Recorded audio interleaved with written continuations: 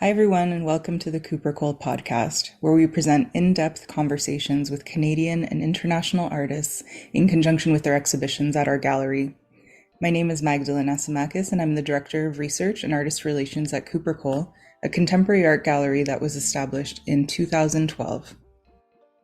This episode features a conversation between the Toronto-based artists Jenine Marsh and Alex Turgeon, who currently have a collaborative exhibition installed in Cooper Cole's downstairs gallery entitled The City. Jenine is an artist who uses sculpture and installation to explore themes of agency, mortality, and value. Coins, as well as other paraphernalia related to exchange and contact, such as casts of hands, purses, and flowers, are manipulated through serialized processes of destruction and transformation to cultivate illicit and intimate responses to the shared conditions of end-stage capitalism. Alex is an interdisciplinary artist concerned with how poetic spaces of architecture and the built space of language can embody queer subjectivity through the formal positioning of material and poetic text. His artistic practice finds forms through poetry, sculpture, video and performance, as well as drawing, amongst many other expanded media. For their current exhibition, Jenine and Alex comment on the profound difficulties and dangers of living in Toronto, and by extension in urban centers and in capitalist structures. The walls of the exhibition are covered in wallpaper made by Alex, depicting skyscrapers made of small letters and words. This work extends into framed and hanging wall works depicting buildings and skylines, including the CN Tower. His works are staggered amongst Janine's, whose works consist of sculptural assemblages made of found materials like coins, flowers, and newspapers, hanging from the walls and ceiling. Scattered on the floor are dozens of tiny plastic scale model figures, coins, sand, and detritus, which together are a work by Jenine entitled The City. Now here's some background on the artists. Jenine is a Toronto-based artist who received her BFA from the Alberta University of the Arts and her MFA from the University of Guelph. Her work has been exhibited in Canadian galleries such as Franz Kaka in Toronto, Centre Clark in Montreal, Griffin Art Projects in Vancouver, and Vidange in Montreal. She's also exhibited in international museums and galleries including Night Gallery in Los Angeles, Essex Flowers in New York, the Palais de Tokyo in Paris, Johnny Manhattan in Vienna, OSL Contemporary in Oslo, Entree Gallery, and Lulu in Mexico City. She's 3 times served as an artist in residence at the Banff Center for the Arts, as well as AIR Bergen, La Dacha in Berlin, Soma in Mexico City, Rupert in Vilnius, and Vermont Studio Center. Alex lives and works in Toronto and received his BFA from Emily Carr University of Art and Design and his MFA from Rutgers University. His work has been presented at Ashley in Berlin, Or Gallery in Vancouver, Sans Serif in Amsterdam, Franz Kaka and Art Metropole in Toronto, the Tate Liverpool, Tunnel in Lausanne, KW Institute for Contemporary Art in Berlin, and the Contemporary Art Center in Vilnius. He was also part of Poetry as Practice in the online exhibition series hosted by Rhizome and the New Museum in New York in 2015. Love Poems for Series, his first collection of poetry, was published with Broken Dimanche Press in Berlin in 2017. He will participate as the first Canadian artist in residence in the forthcoming Junge Academy program at Akademie der Kunst in Berlin. So that's a bit about the artists. Thanks for joining us, and I hope you enjoy the conversation. So thank you all for joining us, and welcome Jenine and Alex. Hello. Hi. To start, I would love it if you could each say a few words about your individual practices, and maybe some of the major questions you ask in your work. I think it's always a nice place to start. Sure. My practice is based around sculpture and installation. And most of the questions that I'm asking myself have to do with agency and mortality within a capitalist structure, and kind of trying to use sculpture and installation and material practices and physical contact as a way of producing possibly agency or spaces of reaction and contemplation.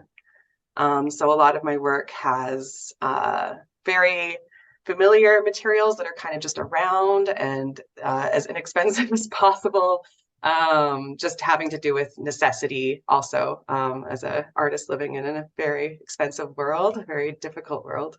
So I use a lot of coins that I scavenge and scrounge and am given from friends from their trips, sort of like the international collection of scraps, and which I then destroy.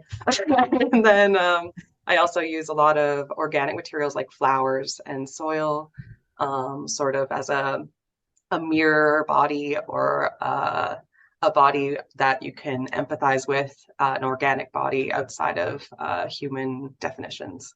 Mm-hmm. Thank you.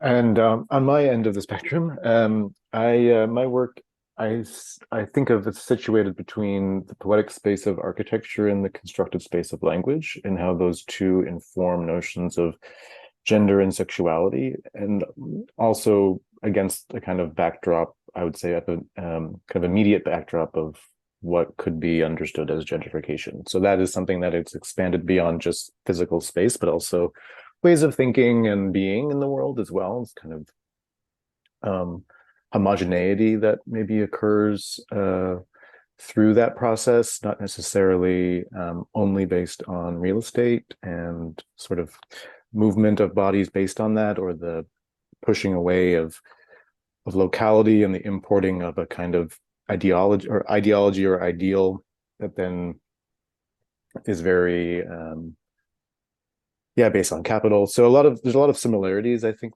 between both of our work, and so that's kind of how we came to be thinking about working together, especially for this project. And I often think about buildings in the reference to architecture as kind of placeholders for bodies. So maybe in the way of which Jenine utilizes these organic materials as kind of like physical relations, I also think of buildings and constructed space as a kind of similar language. And there's something really interesting that happens when those two come together, I think, really poetically in cities and cityscapes.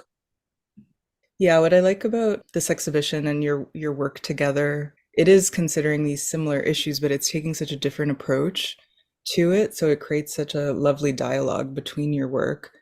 And maybe it would be good to talk about the concept of the exhibition as well. So it is very much situated in Toronto, but also speaks to larger structures around capitalism and gentrification as well. Yeah, I guess I can kind of start that conversation. So yeah, we had been kind of in dialogue for the past year, thinking about these themes and how our work is situated together, but not necessarily, of course, the same by any means. And there's a nice kind of balance, I think, of maybe polarities, you could maybe say, or there's a kind of physical and then maybe more ephemeral thing happening in both cases, but one really based in the sculptural tradition, and then one more based in maybe like concrete poetics, which both have different kind of transactionary qualities, but also uh, um, like distributive qualities as well, I think, especially thinking about like public space. And yeah, I mean, for me, the work from in the exhibition kind of came from a kind of immediacy of being newly in Toronto and kind of responding to this new environment after having been in a different place before that, at many different places. So kind of thinking about this new life that I've kind of invented for myself, I guess, or established for myself since moving here a year ago, and wanting to kind of respond to that through this kind of this language that of perception, but also like the language that I was receiving, but also kind of applying to this space that now is home. um, yeah, and I guess just like reflecting on the different landscape that the city purports itself to be, but also how maybe that disconnect between its vision and its functionality, I think has a lot of generative qualities in developing critical language around how, these themes like capitalism, gentrification, industry, also like post-industrial landscapes kind of come together. So the works in this exhibition, were they made all in response to Toronto, or were there others that were made in response to the city as a structure itself? I think for me, the the theme of the city kind of is like the idea that draws us together in this show and what makes this exhibition an exhibition rather than two people's work in a room. I think it's like the bonding agent. Um, I made my work from my practice, new works, of course, and also knowing that they'd be presented with Alex's works. But I didn't make work about Toronto for this exhibition, but it's a huge part of, I think, like the texture of a lot of the materials that I choose, and it's a huge part of the processes that I use, such as like train pressing coins, and scavenging materials from places like train tracks. Um, what do you feel, Alex? Yeah, I mean, there's like for me, there's a very explicit reference to Toronto in the exhibition because I have this sort of this typewriting of a image of the CN Tower, and of course that is in direct response to a kind of locality, but also I think like for me, having lived in various different places, different countries, there's something very Canadian about that image, and so kind of also reflecting on that national identity, which I'm kind of like reimagining for myself now, living more permanently in Canada again, and thinking about the how those images are manufactured, I guess, within capital cities, and the few that, you know, these kind of like metropolises that exist in Canada as a whole, and also how there's a kind of like a similarity between structures, thinking about I don't have anything in the show that relates to this, but there's a kind of interesting formularity between like the CN Tower and the TV tower in Berlin, and kind of thinking about these ideas of like past and present and how they become benchmarked or bookmarked by the architectural spaces that are kind of omnipresent in the places that I live and operate in. And I think also, you know, moving here and relatively recently and trying to develop a studio practice, it's also like, well, how do I kind of do that with, again, this kind of minimal means and thinking about how to make something that I think communicates but also reflects too. And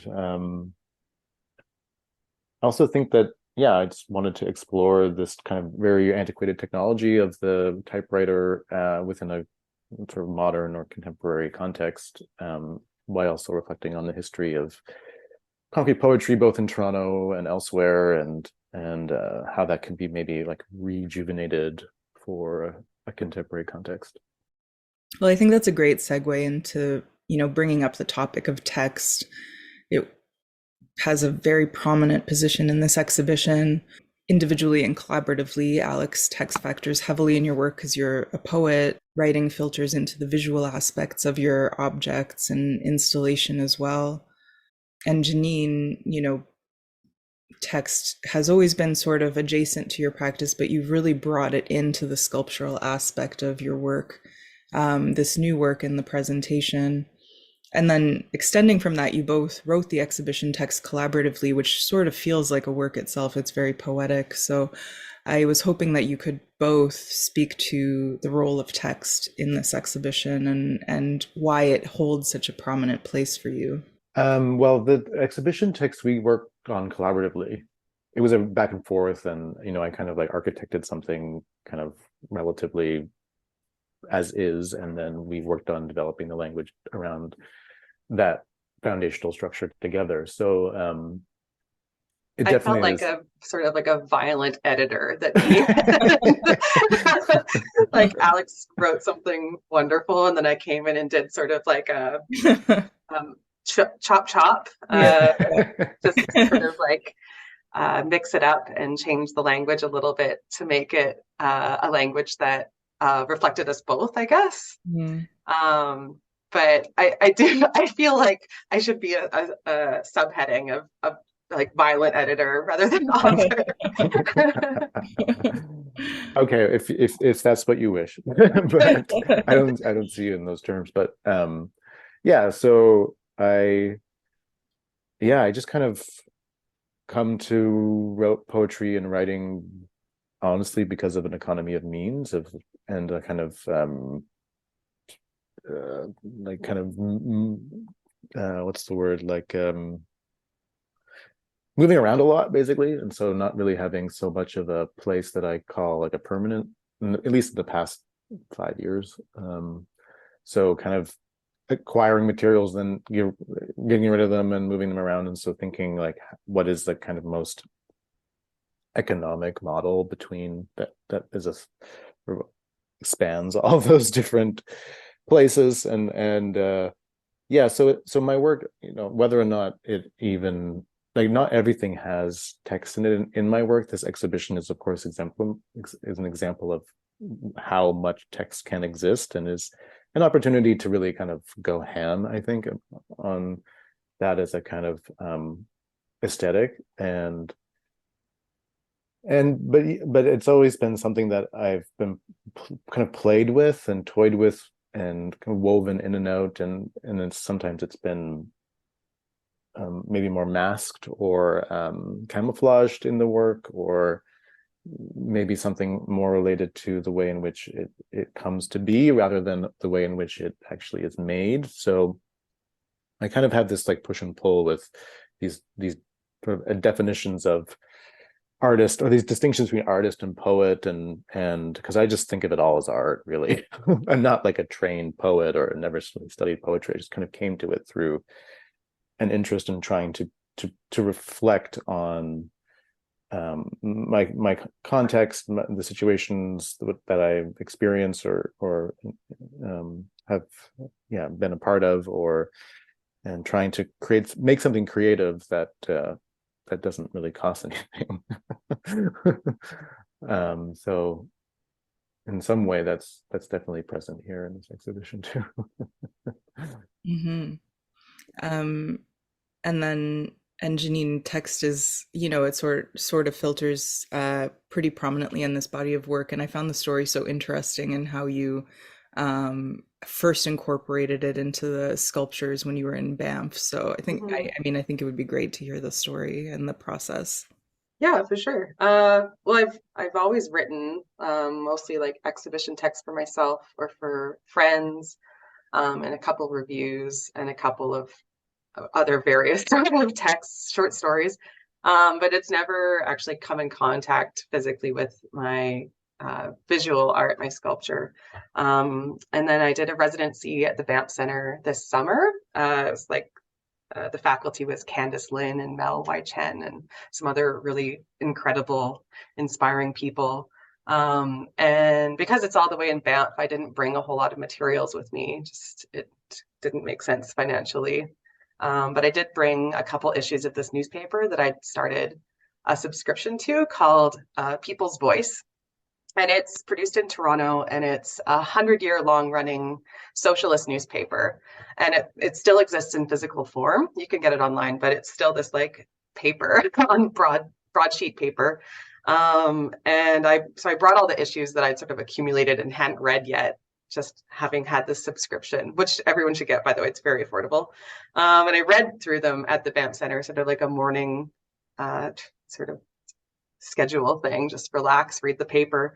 And I started noticing all these really interesting sort of tics of language and repetitions and patterns of language, where on the one hand, this socialist communist language is relying so heavily on mirroring the language of capitalism because that's what it is in contrast to.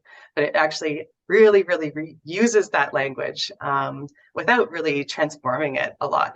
So like I started by cutting out just financial figures and numbers, and the number of times the word billion was used. That's kind of where I started, just seeing the amount of like capital dialogue. And then started also noticing this repetition of very historic, sort of out of time kind of language, like peasants and comrades and salutations, like these kind of kind of words and phrasings that really belong to me, to a history of socialism or of revolutions or revolutionaries that have all failed, obviously. So it's this really great mashup of time, out of place, failure language, and very masculine, very like sort of militarized masculine language of rise up, brothers and sisters, and this rehashing of basically capitalist news and figures. So I just started digesting that and taking it apart and kind of starting to think about how my expectations for this newspaper really didn't match what it was. Like I was kind of expecting something a bit more creative, a bit more poetic somehow, like, and a bit more based in a future rather than based in a past. Because that's the whole aim of it, of course. So I started using the language collaged, rehashed, collected, very not with knowing the outcome, not to create a poem, but more to create like lists and accumulations, and then started applying them to flowers and coins in my work, sort of recontextualizing those objects and those pieces. And like I mentioned before, and Alex mentioned, using coins and flowers as sort of placeholders for bodies, it is also sort of a way of really physically trying to impose on those objects change and a sort of transformation through language. That's so fascinating. And yeah, I mean, that would surprise me as well, because I would assume that that in its language as well, that there would be a subversive gesture towards something more, just imagining a future a little bit more. So in your work, is it about making that gesture, that transformative gesture towards something more embracing of a different kind of politic through process? Yeah, definitely. I think that's what I try to frame art as, I guess, as an artist, as a person, as this actually active, actually useful process. Like I know so many people say art's not political, but I think on a small scale individual basis, it completely is. I've also been reading a lot about utopian literature and utopian visions recently, as this, it's not about escapism and it's not about presenting a blueprint for a potential future. It's more about educating, relearning a way to like desire change, like it's a way of like stimulating desire in a way, sort of stimulating the actual, just the space in your mind for something different. So that's kind of how I'm picturing this shift, or this collaging or mishmash, chip chop of language in my works, as like more creating space and potential even just for myself. Yeah, absolutely. I did want to ask about, the not the role of as much as the topic of capitalism in both your works, because it's obviously really heavily there. In terms of the topic of capitalism, do you see, but this question is for both of you, but do you see your work as presenting an alternative, or is it more around critique? How do you address the issue of capitalism in the objects themselves? Alex, do you want to start with that? Sure. Well, I guess I could say that it's more of a critique than it is, and it's in any way like offering a kind of new methodology or politics. Really, it's a way of kind of responding to the world in which it's governed by these things. And I guess as art objects, because that's of course the irony, this is a commercial space with art objects, which often have a kind of price associated with them. But I kind of, in some way, with the use of concrete poetry, it somehow kind of subverts that I think in some way, because it is so ephemeral, at least with this kind of wallpaper installation.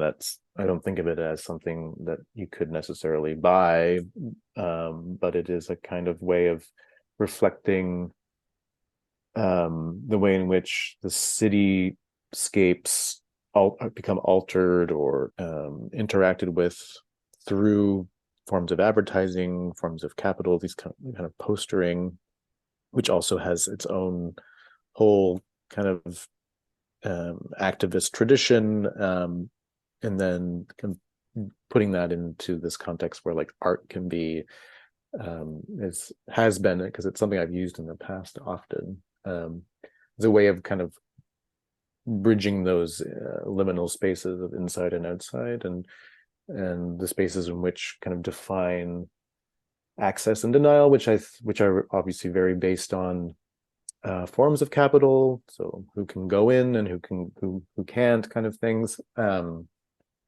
of trying to create a more obfuscating of those divisionary principles. And yeah, so I mean, there's some works behind glass, but I mean, they're kind of mimicking in a lot of way of a kind of archival or anachronistic methodology of exhibiting things in this tradition.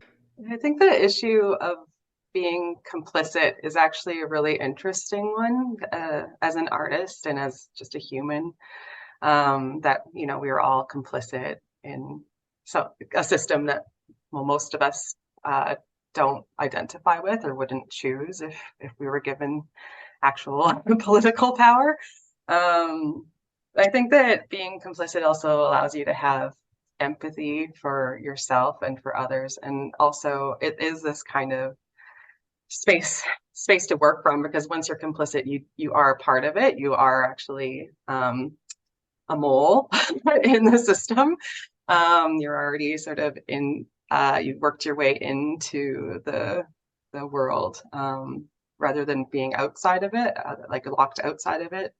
Say, in like imperialism, like there's no access to kings and queens, but perhaps now we're all sort of we're all complicit. We're all we all belong to the market. The market is above and beyond us all, rather than the kings and queens. Anywho, I don't know if that makes any sense. It does. I mean, I love that you brought up empathy, and it made me think immediately of the flowers in your work. And the question I was wondering, because you said it was a stand-in for the body, which I find really fascinating. And do you see that then as an entry point into your work, or do you see it as something relational with the other materials, or both, probably, you know? And just as a material question as well, it would be great to hear about how you treat the flowers as well, Yeah, that they are sure. so that they can live frozen. Yeah. I guess I got kind of fascinated and obsessed with certain materials and processes, and using flowers in this way has been like a big one for, like, I don't know, 7 years or something, 6-7 years.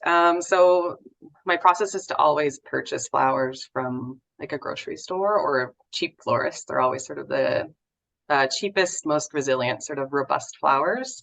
Like most of the time they're daisies or some kind of similar, like a mum. And I take them to my studio and I sort of massage them with this synthetic rubber. It's very similar to latex. So it dries, flexible.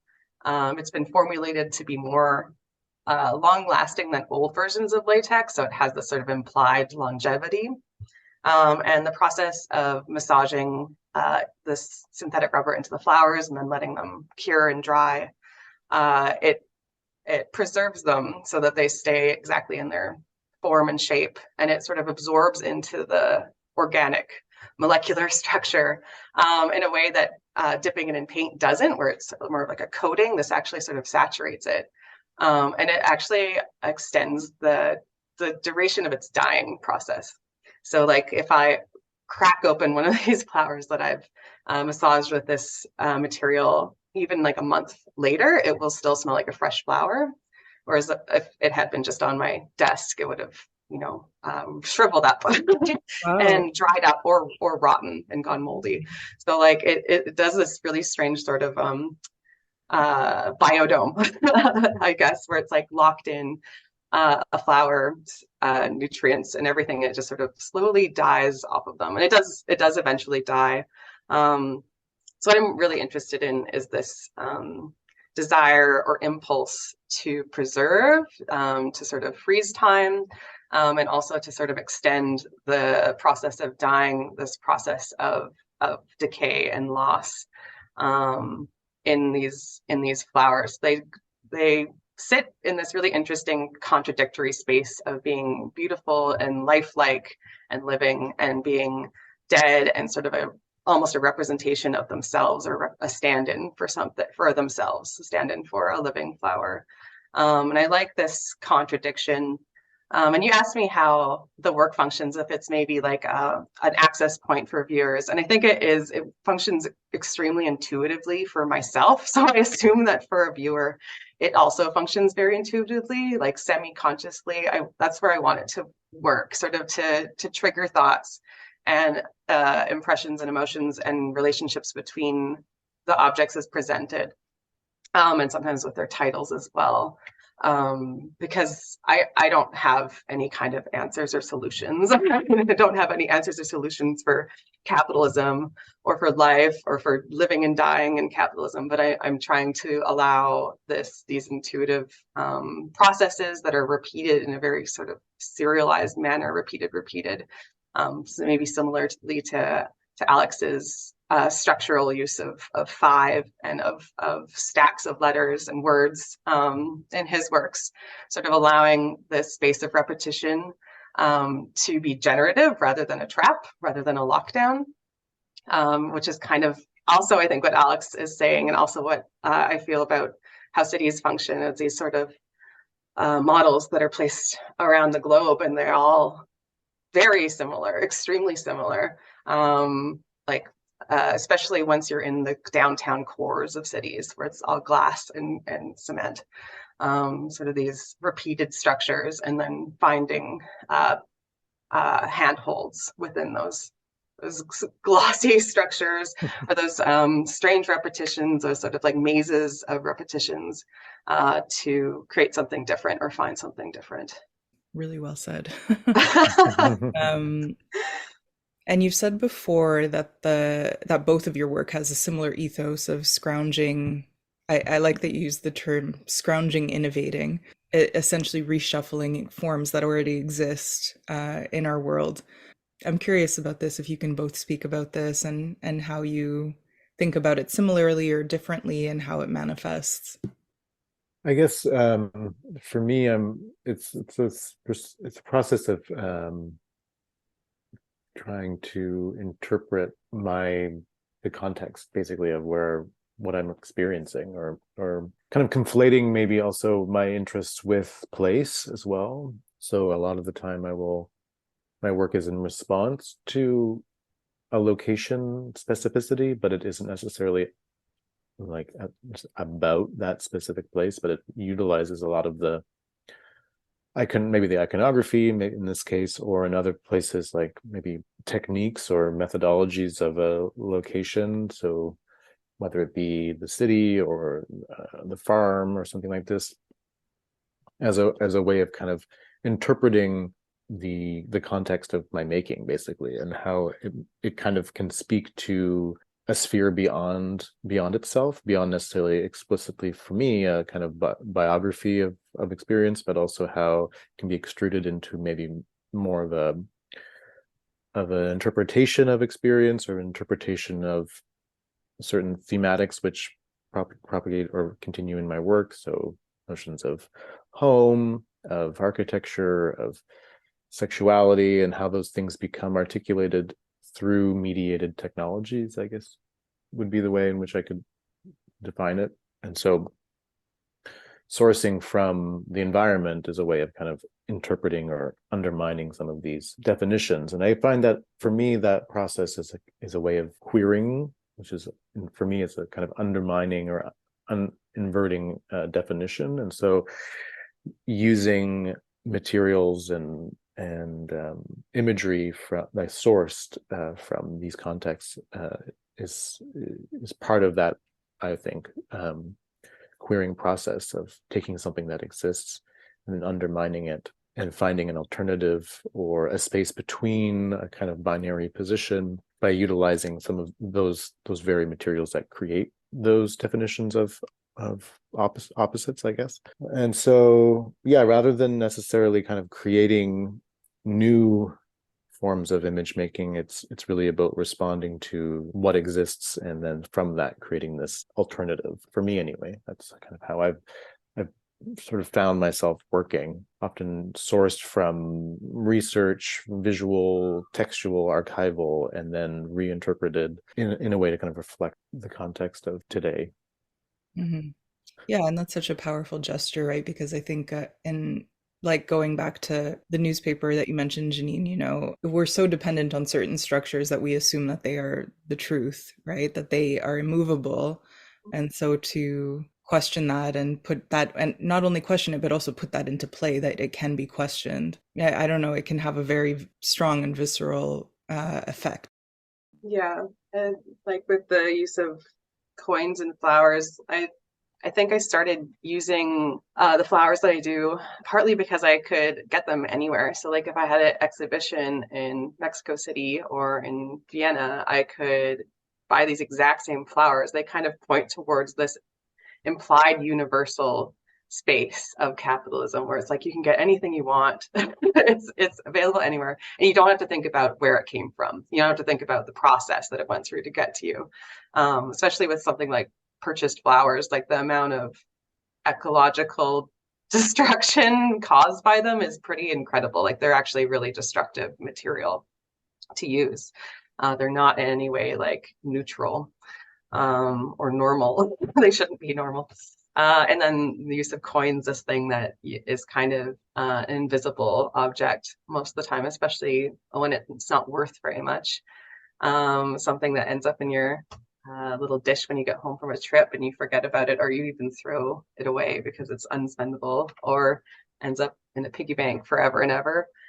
These sort of like invisible, like implying towards universal objects are something that I'm really, really interested in, as well as universal systems like using the train tracks to destroy coins. It's something that I've done on several countries, lots of different cities in the country, in downtown, in cities like downtown Toronto. So it's sort of finding these repetitious spaces is really interesting as this pattern of structure running through like physical space and also through lived space, also through small scale lives and experiences, and also global scale capitalist structures, structures of moving materials around. So like it's a really interesting space to be thinking about using materials for sure.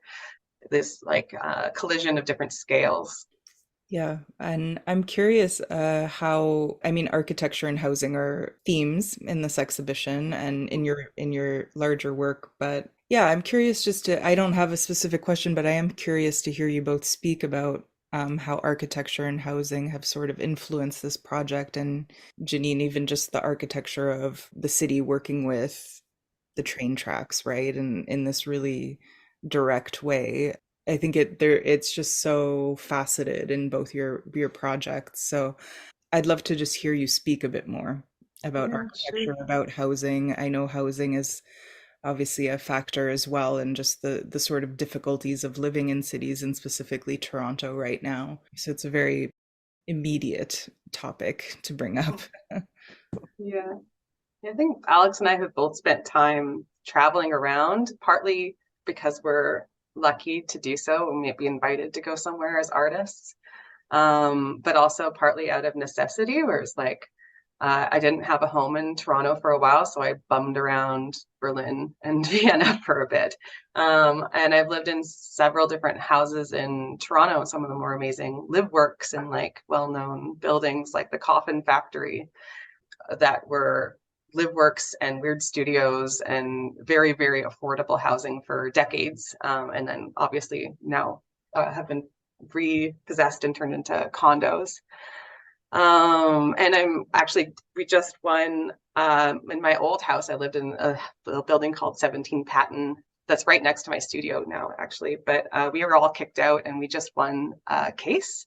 We won a trial against the tenants. I mean, against the house tenants, Oh, against the wow. landlords, Great. for wrongly kicking us all out and for totally not taking care of the building. They're slumlords, of course. They have like millions of dollars in property, even though they're actually just a couple of people. They're not a corporation. But anyways, these kinds of experiences of like fighting for housing, meeting all these other strong voices, especially at 17 Pattern, all these people who are really fighting for, they want to actually expropriate this building, get the city to buy it and turn it into permanent affordable housing. And it's almost impossible. Like nobody wants to help us. Nobody's available to help us. We have had politicians say they're going to help us and then completely not. They put it on their platform and then they don't do anything. Anna Balau, by the way. We're hoping for it to change and become better. But anyways, these kinds of experiences that are like really, really familiar for most people who are living below the amount you're supposed to be making in Toronto to survive here, which is something like $75,000 a year now, in order to have a reasonable housing and reasonable quality of life. It's just ridiculous. Anyway, so it's a familiar story, but I think it is, as people who are moving around and seeing these patterns elsewhere and seeing these patterns in our lives of losing housing and gaining housing and never having any kind of stability, it has to like filter in through our materials and our thinking. Yeah, I would echo a lot of those experiences, and just also in a kind of movement of place and different experiences and different city spaces over my lifetime has just really is very effective, and also going back to what I said earlier about placeholder for bodies, as architecture as this kind of metaphor, but also as places to house them. I'm in my kind of search to create work which I define as through a queer methodology.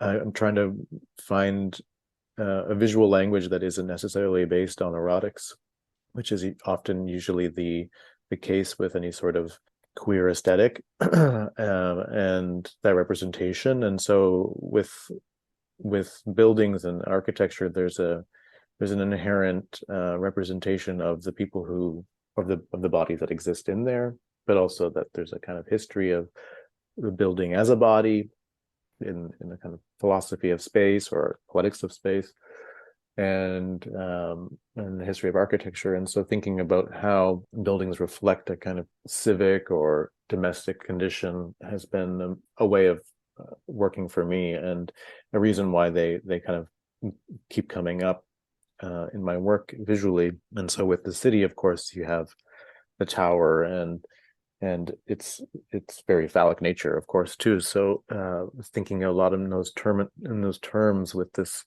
body of work and with these sort of repeating clusters of towers, and the kind of reflection, the way in which the language reflects an experience of those spaces. And in the large CN Tower typing, there's also like hidden messages which may or may not be apparent. Well, they're hidden, so they're not necessarily apparent. But if you look, there is some reference to the kind of phallic quality and the masculine impetus, I think, with these kind of architectural projects. And so it's a kind of reflection of this kind of gendered space that architecture often creates, and also that there's like the architecture is sort of understood as inherently normative. And so, well, what happens when there's a inversion of that normativity? Is it destruction? Is it erosion? Is it implosion, inversion? So how does that kind of become visualized? And so that's sort of my work has been really an exploration of what that could be outside of a kind of design principle. So then there's lots of work in like queer architecture theory of trying to redefine spaces for queer publics, which is great and everything, but it's not really what I'm not interested in, kind of proposing new ways of exhibiting or existing in the world, or new kind of ways of public space necessarily, but just reflecting on what exists and how it becomes politicized, or how it becomes how it in turn begins to define the people who operate within it or around it, and creates a kind of poetics in and of itself, whether or not it's intended. Yeah, I feel like you've both illustrated so well how you approach, so many issues that are contained in a city, and sort of your approach to subverting those sort of more oppressive infrastructures, right, that exist inherently. I'm curious about because I'm also curious about spatial presentation, right? And it is such a dynamic installation that you've both created. There's work, Alex, you created the wallpaper, and Jenine, you have a work hanging from the ceiling, and there's a work that covers the floor, as well as, sculptural pieces and wall pieces. And I'm curious about the process of actually installing the work together. How did the treatment of the space make the exhibition shift into something that is different than the works themselves? I feel like the final product was more than the sum of its parts, Mm-hmm. I'll just say that I think, we just found a way that really worked. Like somehow it almost came together on its own. Like it was, I mean, not to undermine the project, but it was like a very easy install, because we're like, oh yeah, that goes there, done. That's so interesting. So it was just very intuitive. Yeah, it was kind of this magical experience. And, we had kind of toyed with the idea of the wallpaper, and then it was just like, like, fuck it, like go big or go home, like let's just do it. Mm-hmm. And I had made this booklet which archives that whole series, and so that I had this, I think there's about 21 in the series, and so I wanted to also display that in some way, but not just have this one-to-one connection between like the book and the wall. And so I did some alterations, I should say, alterations in the scan bed when I was archiving them. And so there's so the wallpaper kind of extends the language of this original series, which was kind of this organizing principle for a lot of different projects for myself this year, actually. And so this was like one aspect of thinking through this body of work and this whole kind of thought process of reflecting cities and cityscapes through language. And yeah, it was just something that came about. Like we installed the wallpaper like more or less together, and as I mentioned, it's something that I've worked with a lot in my work in the past. I did a show like 5-6 years ago now in Toronto, where I did something where I also had wallpaper. So it's kind of like reflecting on this relationship to exhibitions in the past, but then wanting to really transform this space from basically a basement into well, fundamentally it is a basement, but a small exhibition space, into something that was completely outside of itself too. And again, like bringing the obfuscating these sort of interior exterior up and down, basement attic ideas. I think that the tower kind of relates to is connecting like a kind of ground or an underground to the sky, or up and down. And we had kind of talked about how many works might work in the show together, and it just sort of came together in this really kind of beautiful and serendipitous way, at least from my perspective. I don't know, Jenine, Yeah, it sounds very organic. How was your experience? Same as yours. But like I really like how our work uses the space and acknowledges the space, but isn't all about transforming it. Like there's like the wallpaper is still white. It's still a white walled gallery space. The floor is sort of dirty. That's my contribution. But I also really like something that I didn't really think about until I guess recently is like I really like how in both of our works there's a shift between close looking and sort of distance looking. Like there's a nice scale shift, like where you can look at Alex's pieces as towers, and then you look at them as lists of language. You can think about the architecture of the space. You can think about each sheet of paper. You can look at my piece and maybe you read the text or notice it or not. Like some people, I don't think get that close to work, honestly. So like there's a nice shift of scale, which I also was really interested in playing with in my sculptural pieces, where I'm using model figures to force a shift of scale from sort of a physical embodied scale to sort of a projected imagined scale, sort of like shifts between imagined space or imagined embodiments, say like the tiny people on the floor, and then the embodied space of someone looking at very small scale sculpture, actually. Yeah, I mean, that's such an important point too, because I think the way that I described it, where I said, there's work on the wall, there's work on the floor, there's work hanging from the ceiling, and it's not really, I wouldn't call it by any means a maximalist installation, right? You're not trying to make the space feel different than what it is. I think there's definitely an honesty about where you are. But there is a sort of poetic play with the space, which I think you can only do when you address the walls and the floor and the shift in scale, as you say, as well. And so it's interesting to hear you both speak about your collaboration, because it obviously seems like it was very organic, and the installation was probably an extension of something that began as a casual conversation, is sort of what it sounds like. Do you have in mind to work together again? Is this something that's has come up between you two? I think we'd love to, especially it'd be great to try it at a larger scale for Yeah. sure. Like I love the intimate scale of that basement space. Like I love that it only really fits a couple of people. Mhm. I think that's a beautiful way to have people look at your work, where they're already standing so close to it. They don't have a choice. They're already in proximity to it. And they're already walking on it physically in this little tiny basement. There's no way around that aspect. And you're already surrounded by the wallpaper. But yeah, maybe like an institution can pick up this show and give us a budget, and we'll go with that. Yeah, I would reiterate what Jenine mentioned. Yeah, I would love to work together again, and definitely varying scales. I would be curious. I'm not sure. We haven't really talked about necessarily collaborating together on like physical works themselves, but that could also be something that I would be in the future thinking about. But definitely would love to produce something akin to what we've been able to achieve thematically and formally here, in a different scale, in a different city, in a different environment, for sure. I'd love to. And would Yeah, you? yeah, I love that this exhibition sort of implies this city in other cities. Yeah. So you would be interested in an institution, and I wonder if you would be interested in a public space, like a downtown city space as well. Would that translate for you?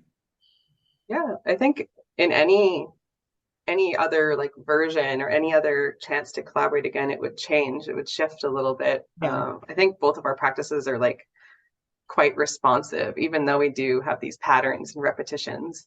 But I think I can't work without that. Like I can't be bored, and I can't work insularly as just an artist with a capital A in isolation in my studio with a capital S. Like that's just not how I think of myself. I would also say the same. Like I often produce work specifically for the opportunity of exhibition, and also responding to the context and the space of both where I'm making it and where I'm showing it, and so how those two things correspond together. And so yeah, I think any opportunity to do something together again would be definitely very welcome. And also the idea of doing like a public work or installation would be fantastic, because also it would just generate a whole different set of processes, and I think also aesthetic considerations as well. An audience. And functional too, an audience. Yeah, exactly. Yeah. Scale for sure. Like having this sort of kind of practice that Alex and I both have, that he mentioned, where we really kind of work towards each project. Like each project creates its own body of work, and that's something I think for both of us that has been very, very generative, and like this great way of making work that feels for us and hopefully our viewers, our audiences, like fresh and improvised in a great way. But it's also completely one of these things that's also of necessity. It's also an economy of means that's completely required when you live in a city like Toronto, like, and when you don't have lots of inherited money, like, or any. So like where I can't make sculpture and store it because I can't store it, and I can't produce expensive objects, period, unless there's some kind of budget involved in an exhibition, which is so rare. So like it's another one of these pairings of a requirement of working within limited means, and also something that hopefully turns into positive. Yeah, it's almost kind of like the chicken and the egg. Yeah. Right. What came first, the really great art or the poverty? I'm not sure.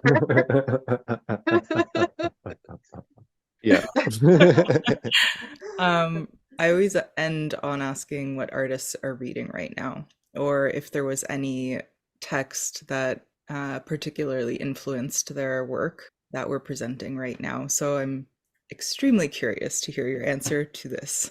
I can tell you I'm reading this book right now called Half Earth Socialism by Troy Vitesse and Drew Pendergrass.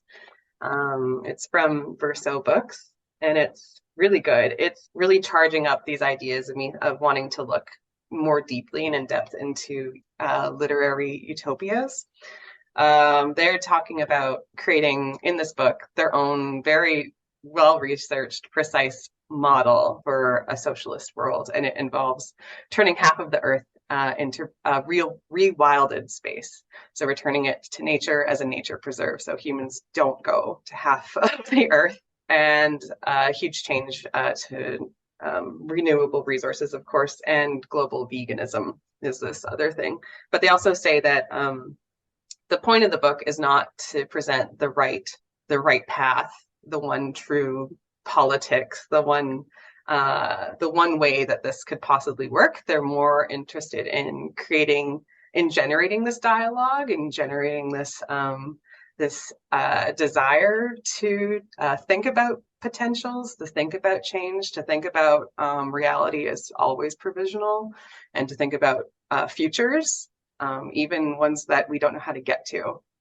And for me, I'm reading this book called Dictée by Teresa Hak Kyung Cha, which is the author's last book before she was actually murdered in the 80s. But I came across her work. I mean, I've heard of her work before, and it's sort of a collection of poetry, prose, and found and kind of manipulated imagery and text based around her ancestry as a Korean, I think she was first generation Korean American.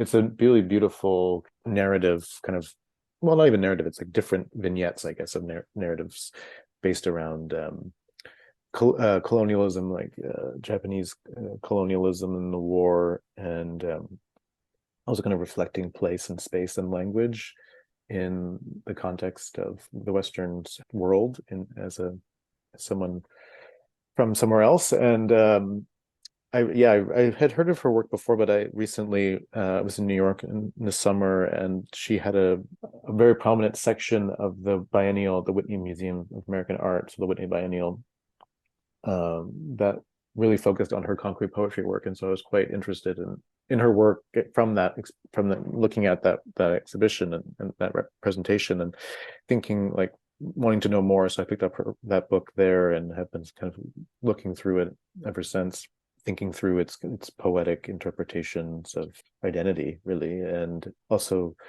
in relation to those works on exhibit, how ephemeral they were, and thinking about also, just thinking about how bodies of work become archived after death, and also the intent of that, thinking about what is productivity. So I can't really speak so much about more than that, but it's just been this interesting, very meditative process of reading and reflecting. Very beautiful. I recommend it. Well, thank you both so much. It was wonderful to speak together about your exhibition, which actually has been extended to January 14th, 2023. So people have a bit more time in the new year to come and see it. So thank you. It was great to speak with you both, and till next time. Yes, thank you so much. It's been great to chat, and I really appreciate the invitation. And thanks, everybody. Thank you so much. Thanks, Megs.